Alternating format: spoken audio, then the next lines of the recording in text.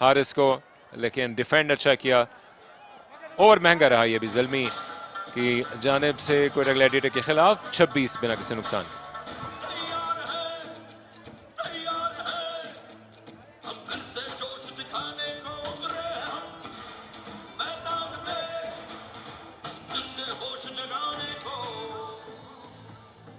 हफीज, हमने क्राउड की बड़ी बात की है, कोयटा के तो हम आते ही दिलदादा हो गए। इसके अलावा आपको कौन से शहर में जाकर सबसे ज़्यादा खेलने का मज़ा आया पर्सनली? जी अल्हम्दुलिल्लाह काफ़ी साल ज़िंदगी के ग्राउंडों के अंदर गुजरे। ये जो मैं यहाँ पे देख रहा हूँ व्यू, ये मुझे इंडिया में नज़र आता था। जब भी हम वहाँ जाके परफॉर्म करते थे, चौका मारते थे, तो वैसे तो क्राउड फुल होता था, लेकिन हमारी परफॉर्मेंस के ऊपर वो चुप कर जाते थे। तो ये मुझे वही एक किस्म की समझ आ रही है यहाँ पे भी कि कोयटा का क्राउड भी इस वक्त बिल्कुल वैसा ही रिस्पॉन्ड कर रहा है। तो वो हर हाल में चाहता है कि कोयटा का जो कोयटा की टीम है वो ये मैच जीते। लेकिन ओवरऑल हम जहाँ पे भी गए हमें बहुत प्यार मिला, क्योंकि पाकिस्तान का नाम रिप्रेजेंट कर रहे थे। तो जहाँ पे भी हम जाते थे लोगों ने हमें हमेशा हर जगह पे मोहब्बत दी। ज़बरदस्त। नवाज आ गए हैं इस गेंद करने के लिए मीडिया एंड से। आप अभी भी अपने उम्र के जोबन पे हैं, लेकिन अपनी फॉर्म के रूज पे थे 2011 के वर्ल्ड कप में, और बांग्लादेश का क्राउड भी बड़ा सपोर्ट करता था पाकिस्तान की परफॉर्मेंसेस को। जी हर जगह पे है, क्योंकि पाकिस्तान के नाम के साथ हम जहाँ पे भी गए लोगों ने बहुत मोहब्बत की, प्यार किया। और एशिया के अंदर जहाँ पे भी खेलते हैं लोग हमें बहुत इज्जत दिया है पाकिस्तान के नाम को। हल्का क्लाउड कवर आ गया है, लेकिन इसको खातर में ना लाते हो। कदमों का इस्तेमाल, मिसफील्ड हो गई यहाँ पर नसीम शाह से, जिसका फायदा उठाएंगे। भाग कर दूसरे एंड पे चले गए बाबर। ऐसे रन इनको महंगे पड़ेंगे। ये घूमते फिरते बादल है, मतलब मुकम्मल तौर पर साफ था, लेकिन अब आसपास की पहाड़ियों से कुछ इस वादी में भी उतरे हैं, और शायद इसकी वजह से अपनी कंसंट्रेशन को लूज कर गए थे। थोड़ी सी बड़ा जबरदस्त मंजर है। थोड़ी सी मुझे तो मुश्किल हो रही है कि मैं नसीम को डीएसपी नसीम शाह कहूँ, वहाब को मिनिस्टर वहाब रियाज कहूँ, लेकिन ये हमारे साथी हैं जिनको ऑनरी तौर पर ये इज़्ज़त मिली है, और वो डिज़र्व भी करते हैं, क्योंकि जब आप पाकिस्तान के लिए अच्छा करते हैं तो हर चीज़ आपके सामने आनी चाहिए। ओह, क्या खूबसूरत शॉट खेला है। इन तमाशाइयों के बीच में अब मजबूर कर दिया इस कैंप को हारिस ने अपने इस दिल के शॉट के साथ कि वहां पर कुछ हलचल हो, लेकिन हारिस इस वक्त रुकावट बने हुए हैं पेशावर ज़ल्मी की जानिब से कोयटा ग्लैडिएटर के खिलाफ।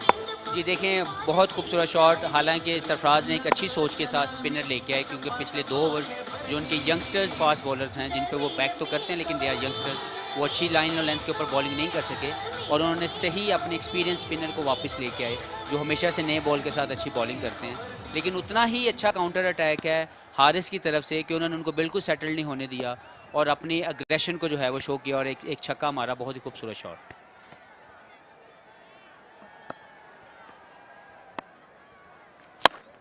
अच्छा कमबैक नवाज का।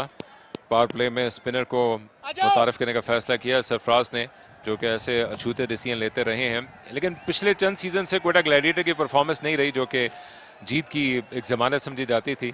अब एक नई सोच के साथ उतरेंगे, एक नया सीजन है, तो देखना होगा कि इस मरतबा कैसा परफॉर्म करते हैं। जी बिल्कुल, कोयटा की जो परफॉर्मेंसेस दुबई और शारजा में जब पीएसएल हो रही थी उन दिनों में, उन 2-3 सालों में तो बहुत शानदार रही, लेकिन पाकिस्तान में आके इनका विनिंग मंत्रा जो था वो बदला, और जिसकी वजह से इन्होंने स्ट्रगल किया कि इनके फास्ट बॉलिंग जो है वो रिस्पॉन्ड नहीं कर रही। बाबर आजम ने रूम बनाया, लेकिन बड़े शॉट के खेलने से तलाब किया, खतरनाक अंदाज से आगे आ गए थे, रन आउट होने का खदशा।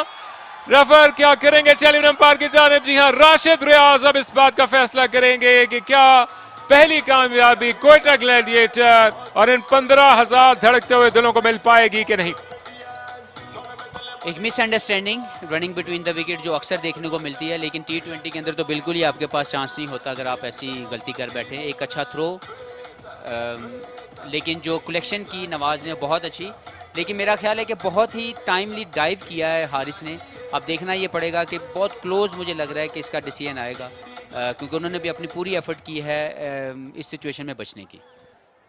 नसीम शाह थे फील्डर जिन्होंने थ्रो की, परफेक्ट पोजीशन में आए, गेंद को कलेक्ट किया ऑलमोस्ट स्टंप्स के ऊपर से, लेकिन जब तक वो इस वाइड थ्रो को हासिल करके बेल्स को डिसलॉज करते, फ्रेम बाय फ्रेम चलने की हम पूरी कोशिश करेंगे। उस वक्त तक क्या पहुंच पाए या नहीं, क्लोज मामला अब तक नजर आता है, लेकिन एक अच्छी एफर्ट के जरिए से पलटने में कामयाब हो गए, और यूं लगता है कि पहली कामयाबी के लिए इंतजार करना पड़ेगा कोयटा को। ये वो एरिया है जिसको इम्प्रूव करने की ज़रूरत होती है एज ए प्रोफेशनल, और हारिस की फिटनेस की वजह से वो तकरीबन 4 से 5 मीटर दूर थे, लेकिन उन्होंने अपनी फिटनेस की वजह से वो डाइव कर सके, जिससे वो अपनी विकेट जो है वो बचा सके। और अगर आप फिट ना हो तो आपके लिए मुश्किल होता है इतने लंबे डिस्टेंस को कवर करना अपनी डाइव के साथ। तो ये एक बहुत ही शानदार चीज़ है सीखने के लिए यंगस्टर्स के लिए, कि आप जब फिट होते हैं तो आप हर वो चीज़ अपनी फेवर में ले आते हैं जिससे आप अपनी इनिंग्स को या अपनी परफॉर्मेंस को इन्हेंस कर सकते हैं।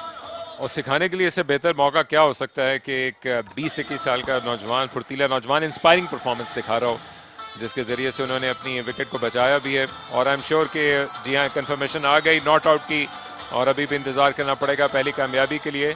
और आप प्रीच करें जितना भी करें, लेकिन जब आप एक्ट करके दिखाते हैं तो फिर मज़ीद यंगस्टर इंस्पायर होते हैं वो अपने दिल से पूरी परफॉर्मेंस देने के लिए। जी बहुत ही अच्छा, देखने को बहुत मज़ा आया जिस तरीके से एक मिसअंडरस्टैंडिंग हुई पहले रनिंग बिटवीन द विकेट, लेकिन वापस जाना, जाके लंबी डाइव करके अपनी विकेट की जो कीमत है उसको होल्ड करना, दैट इज़ समथिंग स्पेशल। और यंगस्टर्स को भी ये सीखना चाहिए कि कैसे आप इंटरनेशनल क्रिकेट के अंदर अपनी वैल्यू ऑफ विकेट को जो है वो बढ़ा सकते हैं। Of the back foot Babar Azam को भी हाथ खोलने का मौका मिला, लेकिन फील्डर डीप में मौजूद हैं खुशदिल। छक्के के बाद अच्छा कमबैक किया नवाज ने, 3 के बाद 35 बिना किसी नुकसान के।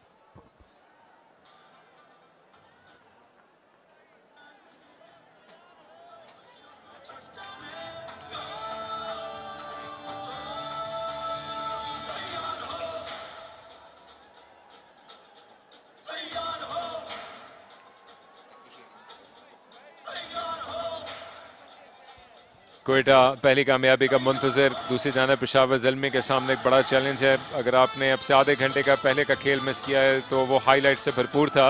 इफ्तिखार की इनिंग्स को हम हफीज़ अगर समअप करें तो पहले 50 रन के लिए उन्होंने 41 गेंदों का सामना किया, लेकिन उसके बाद के 44 रन से उन्होंने महज 9 गेंदों पे बनाए, जिसके अंदर 7 छक्के मौजूद थे। और जिन 7 में से जारी बात है कि 6 छक्के आखिरी 1 ओवर में लगाए गए, और उसके जरिए से उन्होंने कोयटा में वो जान डाल दी है जो कि हम इस मैच में मिस कर रहे थे। जी कोई शक नहीं। और जो इफ्तिखार हैं उनकी इस बैटिंग को हम सब ने तो बहुत इंजॉय किया, और जो देखने वाले हैं, जो टीवी पे देख रहे हैं, उन्होंने बहुत इंजॉय किया होगा। लोकल प्लेयर एमल आगे गेंद करने के लिए, और ये मीडियम पेसर हो सकता है कि कंसंट्रेशन को तोड़ने में कामयाब हों, क्योंकि एक तरफ से स्पिनर, दो तरफ से आउटराइट फास्ट बॉलर हों। लेकिन अब ये मीडियम पेस सामने आए तो बाबर आजम भी लग रहा है कि अपने आप को याद करवा रहे हैं कि गेंद किस अंदाज से आई।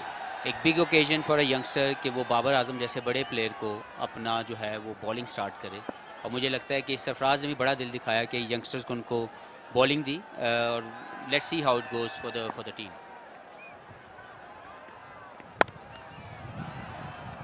बाबर आजम अपना वक्त ले रहे हैं, एक मरतबा फिर गेंद को पटक रहे हैं, लेकिन शायद वो बाउंस उनको नहीं मिल रहा जो कि बैट्समैन भी चाहते हैं और बॉलर के लिए भी कामयाबी का बायस बन सके। कैसे कंसंट्रेशन तोड़ेगा देखना होगा। कोयटा की दिलों की जान है नदीम उमर, कोयटा ग्लैडिएटर के रूए रवां, और शायद PSL फ्रेंचाइजेस के मशहूर तरीन ये ओनर्स में से एक। जी एमल बलोचिस्तान से इनका ताल्लुक़ है, तो इसलिए मुझे लगता है कि उनके लिए यहाँ परफॉर्म करना और ज़्यादा अच्छा होगा। अब तो रिस्पेक्ट दे रहे हैं पहले बाबर भी और हारिस भी, और ये ज़रूरी होता है कि उनके जब आप आमतौर पे नए एक बॉलर को खेलने के लिए जाते हैं तो आप जाते ही उस पर अटैक नहीं करते, क्योंकि बहुत ज़्यादा ना प्रैक्टिस होती है ना आपके पास कोई ऐसी हिस्ट्री मौजूद होती है कि ऐसे खिलाड़ी को कैसे आप खेलेंगे। ऑब्वियसली आपके पास कोई डाटा मौजूद नहीं है, लेकिन आप अपने आप को टाइम देते हैं उसको देखने के लिए। और I think so far the last 3 balls bowled by एमल, वो उन्होंने दिखाया कि वो उनको T20 क्रिकेट खेलनी आती है। वेरिएशन दिखाई, लेंथ उन्होंने चेंज की। कदमों का इस्तेमाल किया है हारिस ने, और अपनी पहली 2 गेंदों की खामोशी को तोड़ा। गेंद को उन्होंने पढ़ने के बाद ज्यादा घूमने का मौका नहीं दिया, और शानदार चौका हारिस का। काउंटर अटैक कर रहे हैं पेशावर ज़ल्मी की टीम की तरफ से हारिस, क्योंकि वो सेटल नहीं होने दे रहे कोयटा की टीम के बॉलर्स को। और अभी तक उन्होंने जो मोमेंटम गेन किया था कोयटा ने अपने आखिरी 3-4 ओवर में, अब तक के 3 ओवर खेल के उन्होंने उस इम्पैक्ट को तोड़ा है, और अपना इम्पैक्ट, अपनी डोमिनेशन दिखा रहे हैं कि हम यहाँ पे मौजूद हैं और हम भी ये मैच जो है वो जीतना चाहते हैं। एक मरतबा फिर ये खड़े खड़े ऑलमोस्ट फ्लिक कर दिया, लेकिन अच्छी एफर्ट है डीप में, उसको आसानी के साथ बैकअप ना कर पाए उमैद आसिफ, लेकिन चौका रोकने में कामयाब रहे हैं। आयरन मैन का नाम रखा हुआ उन्होंने अपनी शर्ट के पीछे, और फिटनेस भी उनकी अभी भी ऐसी दिखाई देती है। अगर आप देखें तो इस वक्त नदीम उमर साहब जो हैं वो अपने कोयटा के फैंस को इंटरटेन कर रहे हैं, उनके साथ सेल्फी ले रहे हैं। बहुत ही अच्छी साइट है देखने को मज़ा आ रहा है कि एक ऑनर जो है वो कोयटा